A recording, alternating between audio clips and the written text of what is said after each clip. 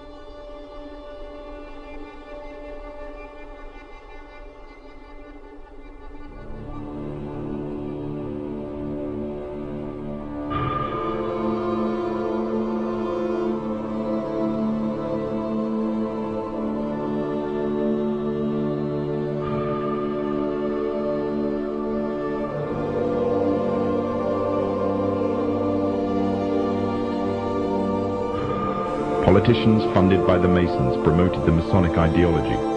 The secret lodges of the Masons were open to members of the French army.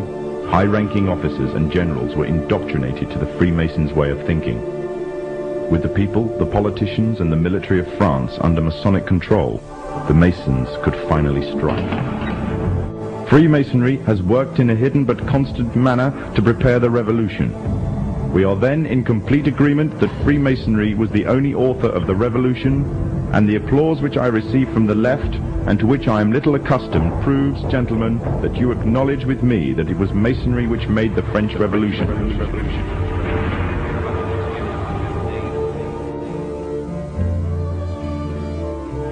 When the so-called founding fathers of America landed on Plymouth Rock, not only did they bring with them disfranchised people, they also brought the Freemasonic elements of Europe.